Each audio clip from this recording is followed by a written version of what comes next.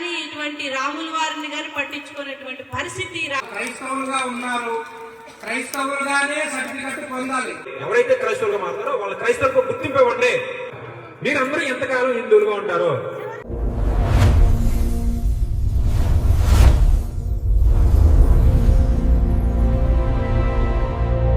23, 24, 25 3 రోజుల కార్యక్రమం చలో ఢిల్లీ కార్యక్రమం ఉంది. ప్రతి ఒక్కరు కూడా మన గ్రామం నుంచి కనీసం ఒక 10 మంది బయలుదేరాలి. భారతదేశం మొత్తం కూడా ఈ కార్యక్రమం జరుగుతుంది. భారతదేశంలో ప్రతి రాష్ట్రం నుంచి మన హైందవులు ఢిల్లీకి వస్తారు. ఆ రోజు పెద్ద గొప్ప కార్యక్రమం జరుగుతుంది. కాబట్టి ప్రతి ఒక్క హిందువు కూడా చలో ఢిల్లీ కార్యక్రమానికి వెళ్ళాలి. చలో ఢిల్లీ కార్యక్రమం ఎందుకు పెట్టారు అంటే, క్రైస్తవులు మన భారతదేశంలో కోట్ల మంది ఉన్నారు. కానీ వాళ్ళందరూ హిందూ సర్టిఫికెట్ పొంది మనకి రావాల్సిన రాయితీలు అంటే ఉద్యోగాలు కావచ్చు, ప్రభుత్వం నుంచి వచ్చే రాయితీలు నిధులు కావచ్చు, హిందూ సర్టిఫికెట్ పెట్టుకొని అడ్డంగా మనకి మోసం చేస్తూ వాళ్ళు జీవనం కొనసాగిస్తున్నారు. దానివల్ల నిజంగా హిందువుగా ఉన్న ప్రతి ఒక్కళ్ళు కూడా చాలా సఫర్ అవుతున్నారు దానివల్ల. అందుకనేసి చలో ఢిల్లీ కార్యక్రమం పేరుతో మనం అంతా అక్కడికి వెళ్ళి ఒక చట్టాన్ని తయారు చేయాలి. హిందువుల కోసం ఒక చట్టాన్ని తయారు చేయాలనే ఉద్దేశంతో వాళ్ళు క్రైస్తవులుగా ఉన్నారు, క్రైస్తవులుగానే సర్టిఫికెట్ పొందాలి. వాళ్ళకి మళ్ళీ మనం తిరిగి వెనక్కి రండి అని ఇబ్బంది పెట్టట్లేదు. మీరు క్రైస్తవులుగా మారొద్దు అని వాళ్ళకి మనం చెప్పం. ఎటువంటి గొడవ లేకుండా మీరు క్రైస్తవులుగా ఉన్నారు కాబట్టి క్రిస్టియన్ సర్టిఫికెట్ తీసుకోండి. మనం హిందువులుగా ఉన్నాం కాబట్టి హిందూ సర్టిఫికెట్ తీసుకుంటాం. దీనికోసమే మనం గట్టిగా అక్కడ చలో ఢిల్లీ కార్యక్రమంలో అందరం కూడా కొన్ని లక్షల మంది ఒకే వేదికగా మనం కలిసి ఒకే ముక్త కంఠంతో మనం ప్రభుత్వాన్ని అడగాలనే ఉద్దేశంతోనే ప్రతి హిందువు బయలుదేరాలి చలో ఢిల్లీ కార్యక్రమం. కానీ మనం కురుస్తు రాజురావు గారు అలాగే విష్ణు ఇలా వీళ్ళ మధ్య మన యొక్క హైందవ వీర ఆర్మీ అనే ఒక సంస్థ ద్వారా మన హిందూ బంధుమిత్రుల యొక్క అభిప్రాయాలు, ఆలోచనలు ఏ విధంగా ఉన్నాయో అని చాలా గ్రామాలు తిరగటం జరిగింది. ఈ ప్రాంతానికి నాకు ఎప్పటి నుంచో సత్సంబంధం ఉంది. ఎందుకంటే మామిడిపాలెం గ్రామానికి ఒక 5 సంవత్సరాల క్రితం ఇక్కడికి రావడం జరిగింది. ఒక ధార్మిక కార్యక్రమం ముడిపడి ఈ ముడిపడిన విధానంలో రాజకీయమైనటువంటి మాటల్ని తీసుకొచ్చారు అని ఒక అభిప్రాయం ఉంటే క్షమించాలి. కానీ మేము ఏ వ్యక్తిగా ఇక్కడికి వచ్చానో మీకు చెప్పాలి కాబట్టి నేను చెప్తా ఉన్నాను. కాబట్టి మామిడిపాలెం గ్రామానికి కోసూరి కాశీశ్వరరాజరెడ్డి గారు నేను గత ఒక 5 ఏళ్ల క్రితం రావడము ఇదే గుడిలో. అప్పుడు ఇంకా చాలా అస్తవ్యస్తంగా ఉండింది గుడి నాకు తెలిసి. ఎందుకంటే మన గుడిలో అక్కడక్కడ పగిలిపోయి ఉండటం మన పెద్ద అన్న తెలుసు నేను రావడం. ఇది కూడా ఇది లేదు, ఈ గచ్చు చాలా ఇదిగా ఉండింది. గచ్చు ఇలాంటి పెన్సిల్ లేదు, ఇవన్నీ అనేక రకాలుగా ఉన్నప్పుడు వచ్చాను. అప్పుడు కూడా మీ యొక్క ప్రేమాభిమానాలు తగ్గకుండా అప్పుడు కూడా చాలా మంది నన్ను ఆహ్వానించిన తర్వాత వెంటనే భారతీయ జనతా పార్టీ ఇప్పుడే మన అధ్యక్షులు చెప్పారు, ధర్మాన్ని దేశాన్ని కాపాడినటువంటి వ్యక్తి ఎవరు అంటే నరేంద్ర మోడీ, దేశ ప్రధాని నరేంద్ర మోడీ. పార్టీలు అనేది నేను చెప్పను. ఎక్కడికి వెళ్ళినా ఏ గ్రామంలో వెళ్ళినా ఏ గుడి ఉండేదండి? చిన్న గ్రామాల్లోకి వెళ్ళినా కూడా ఏ గుళ్ళు ఉండేవి?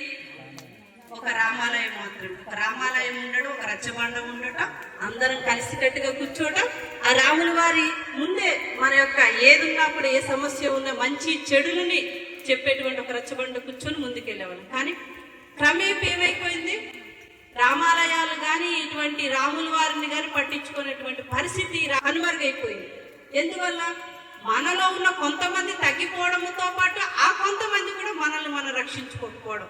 మన ఇంటిని ఎలా అయితే రక్షించుకుంటాం అలాగే మన యొక్క దేవుణ్ణి, ఇష్ట దైవాన్ని, అప్పుడు మన యొక్క రాముల వారినే ప్రతి ఒక్కరు కూడా మనం అప్పుడే అది మాత్రమే తెలిసేది. మన అనేక రకాల పండుగలు చేసుకుంటూ మన రాయిని అలాగే చెట్టుని మనకున్నటువంటి ఏ వస్తువునైనా పూజించుకుంటూ ముందుకెళ్ళాం, కానీ మన గుడికి వచ్చి రాముల వారిది కంపల్సరీ చేస్తున్నాను. కానీ ఈరోజు ఆ రాముల వారి యొక్క విగ్రహం బాగోలేని కారణంగా ఎవరు ఎన్ని సంవత్సరాల నుంచి ఎవరో అలా చూసి పట్టించుకోకుండా ఈరోజు మన హైందవ ఆర్మీ వాళ్ళు మన ప్రసాదనాలు చూసి వెంటనే తరించడం, మీరు అన్న వాళ్ళకి సపోర్ట్ చేయడం, ఈరోజు మనకు మంచి విగ్రహాలని తీసుకురావటం, అలాగే ఆ విగ్రహాల ప్రతిష్టకి ఈరోజు హోమం.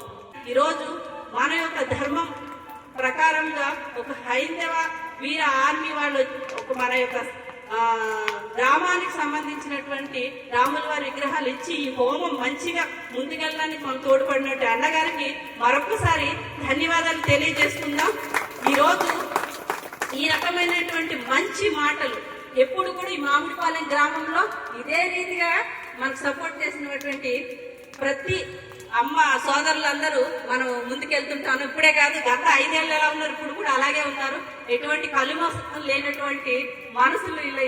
ఎందుకంటే అప్పుడు ఇప్పుడు నేను అదే గమనించాను కాబట్టి ఈరోజు మరలా మీ మధ్యకు వచ్చి ఈ మంచి మాటలు పంచుకోవడానికి అవకాశం కలిగింది. గతంలో కూడా ఒక 30 మంది కుటుంబాలకి మా మధ్య, అంటే నేను ఇప్పుడు ఒక అమ్మ వచ్చింది, నేను అమ్మ ఒకేసారి బీజేపీ అనేసరికి గుర్తుపట్టలేదమ్మని వచ్చి పలకరించారు. కానీ చాలా మంది మన భారతీయ జనతా పార్టీకి 30 కుటుంబాలు మన ధర్మాన్ని ఏదైతే నచ్చిందో, మన నరేంద్ర మోడీ గారు ప్రతి కుటుంబానికి చేస్తున్నటువంటి సేవలు ఏవైతే నచ్చి వాళ్ళ ఇష్టపూర్వకంగా 30 కుటుంబాలు కూడా కండు వేసుకున్నారు. కాబట్టి మరలా అదొకసారి గుర్తు చేస్తా ఉన్నాను. అప్పుడు వచ్చిన అమ్మాయిని నేనే, అప్పుడు ఈ అబ్బాయి మండల ప్రెసిడెంట్ గా ఉండేరు. కాబట్టి ఒకసారి మరి మీరు కూడా అవునా కాదనేది కూడా నెమరేసుకోండి. నాకు మరలా మీరు ఈ ప్రాంతానికి ఇలా ఈ రకంగా రావడం, మరలా మిమ్మల్ని పరిచయం చేసుకున్నట్టుగా ఒక మంచి మాటలు పంచుకోవడం మంచి అవకాశం వచ్చిందని తెలియజేసుకుంటూ ముగిస్తున్నాను. భారత్ మాతాకి జై, భారత్ మాతాకి జై, భారత్ మాతాకి.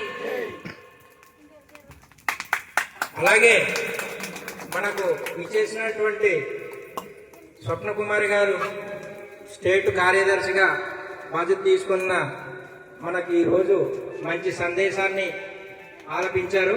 అలాగే ఇప్పుడు ఆవిడ తెలుసు కదా, ముందుగా వాళ్ళు అమ్మ వాళ్ళ నాన్నగారు వీళ్ళందరూ కన్వర్టెడ్ క్రిస్టియన్స్ కానీ అందులో ఉన్న పద్ధతులు, అక్కడ ఉన్న సంస్కృతులు, సాంప్రదాయాలు కొంత నచ్చక అలాగే మన బీజేపీలో పార్టీలోకి వచ్చారు కాబట్టి దీన్నే కొనసాగించాలి అన్న ఉద్దేశంతో పూర్తిగా సంపూర్ణమైన హిందువుగా ఇప్పుడు ఆవిడ మారిపోయారు.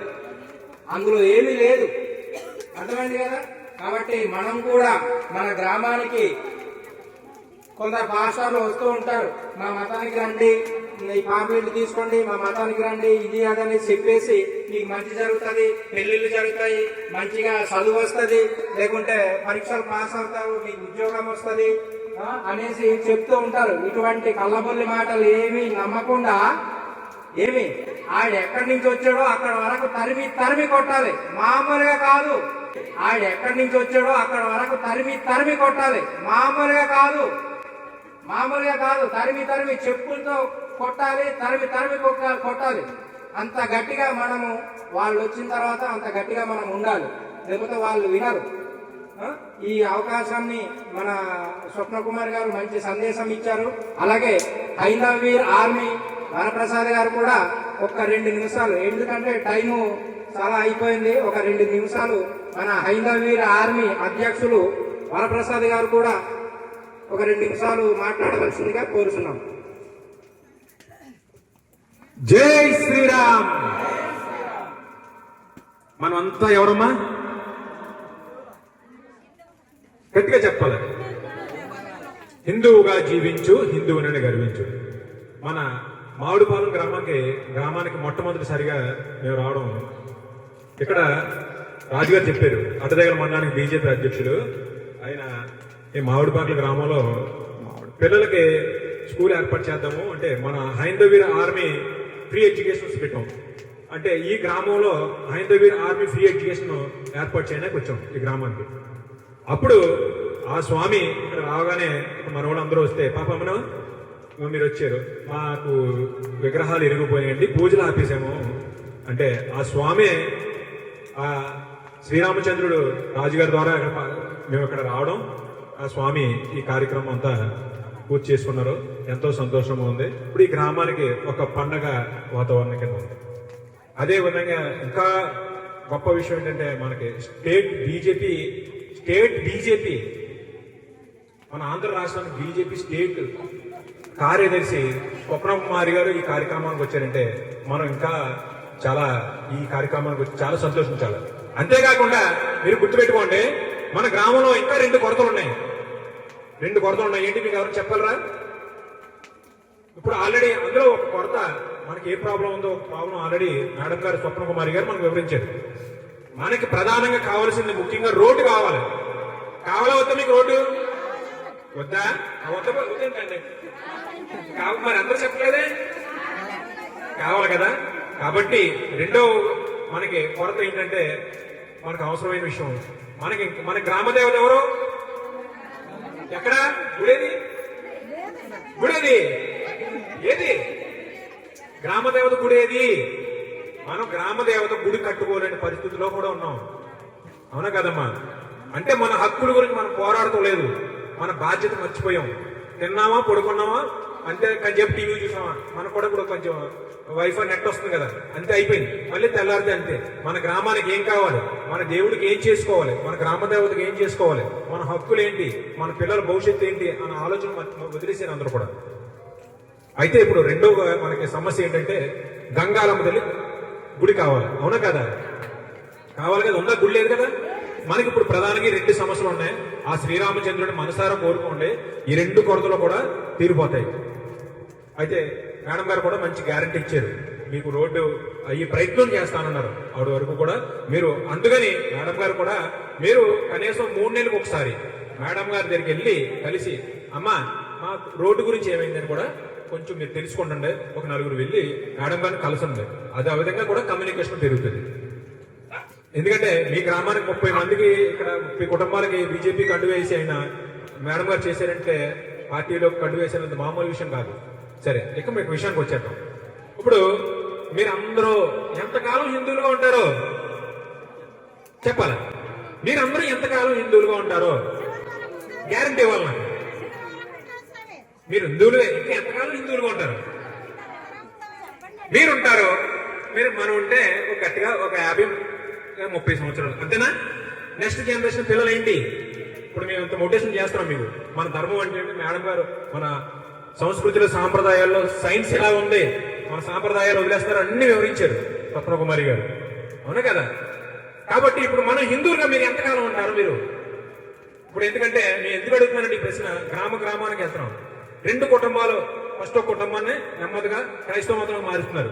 తర్వాత 2 అవుతున్నాయి, 2 3 అవుతున్నాయి, 3 4 అవుతున్నాయి, 4 5 అవుతున్నాయి. 5 అవగానే ఆ గ్రామంలో దాదాపు 100 కుటుంబాలు ఉన్నాయి, 70 కుటుంబాలు ఉన్నాయి, 150 కుటుంబాలు ఉన్నాయి.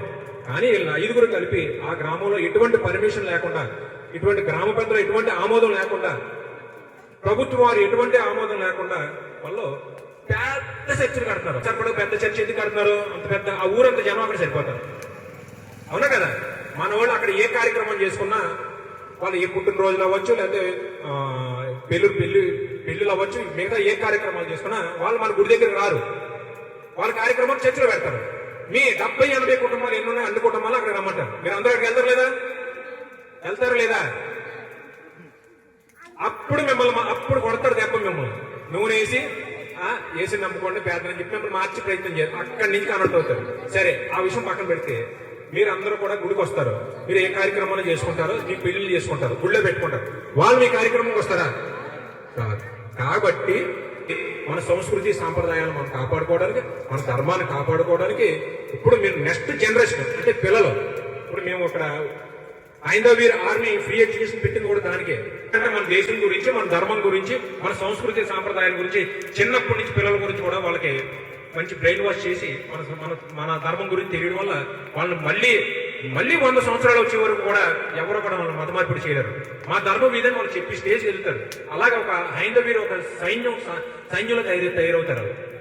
అందుకని మన తరతరాలు మన ధర్మాన్ని ముందుకు తీసుకెళ్ళాలి. ఇంకొకటి ఏంటంటే మనకు పెసా చట్టం అని ఒకటి ఉంది. పెసా చట్టం అంటే మన గ్రామాల్లో ఇప్పుడు మనకి ఎస్టీ చట్టం కాబట్టి మనకి సుప్రీంకోర్టు మనకు గొప్ప అవకాశాలు ఇచ్చింది. మన గ్రామ పులివేరులో ఎవరు కూడా విదేశీ మతమైనటువంటి క్రైస్తవ మతానికి సంబంధించిన వాళ్ళు ఎవరైనా సరే ఎవరు గ్రామ పెద్దల అనుమతి లేకుండా మత ప్రచారాన్ని చేయడం కానీ పాంప్లెట్లు పంచిపెట్టడం కానీ ఎటువంటి అధికారం లేదు. అది అతిపెద్ద క్రైమ్. అది ఒక ఎస్టీ చట్టం ఉన్న వాళ్ళు గిరిజనుల్ని మోసగించి మాయమాటలు చెప్పి ప్రయోగాలు గురి చేసి మీకు రోగాలు తగ్గిపోతాయి, మీ క్యాన్సర్లు తగ్గిపోతాయి, హాస్పిటల్కి వెళ్ళక్కడొద్దు ప్రార్థన చేసుకుంటూ కూర్చోండి అని చెప్పి మోసగించి వాళ్ళు మత మార్పిడి చేస్తారు. అటువంటి వాళ్ళు ప్రచారం చేయకుండా మనకు అడ్డుకోమని మనకి హక్కు ఇచ్చింది సుప్రీంకోర్టు. అంతేకాకుండా మీరు గ్రామ పులివేరులో మీకు ఎక్కడైతే ఉందో ఎంట్రన్స్ లో బోర్డులు కూడా పెట్టుకోండి. ఈ మిషనరీలు కానీ ఎవరో కూడా మా గ్రామానికి మత ప్రచారానికి మీరు నిషేధం, ఇక్కడ మా గ్రామంలో అందరూ హిందువులు చట్టబద్ధంగా రాజ్యాంగబద్ధంగా అని మనకి చట్టాలు కూడా వచ్చినాయి. ఇది అతిపెద్ద క్రైమ్. ఒక ఎస్టీ గానీ ఎస్సీ గానీ మత మార్పిడి చేయడం. భవిష్యత్తులో ఇప్పుడు ఇందాక చెప్పారు కదా ఎన్నో తారీఖు, మే 24వ తారీఖు ఆ కార్యక్రమం కూడా పెట్టి దానికే ఆ కార్యక్రమం కూడా ఢిల్లీలో కార్యక్రమం.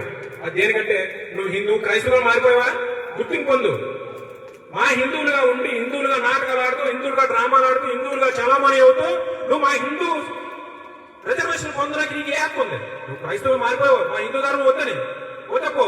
ఓన్లీ మేము బలవంతం చేయట్లే మళ్ళీ మిమ్మల్ని మా హిందూ ధర్మంలోకి రమ్మని. నువ్వు వస్తే అన్నాం కదా, కానీ మా హిందూ రిజర్వేషన్ పొందే హక్కు మా ఓన్లీ హిందువులకే ఉంది. కాబట్టి ఎవరైతే క్రైస్తవులుగా మారుతారో వాళ్ళ క్రైస్తవులకు గుర్తింపు ఇవ్వండి అని ఇప్పుడు సుప్రీంకోర్టు ఢిల్లీ వెళ్ళి మనం పోరాటం చేయడం జరుగుతుంది. భవిష్యత్తులో మన ధర్మాన్ని కాపాడుకోవడం. ఓకేనమ్మా? జై శ్రీరామ్, జై జై శ్రీరామ్. భారత్ మాతా కీ, భారత్ మాతా కీ జై, భారత్ మాతా కీ జై.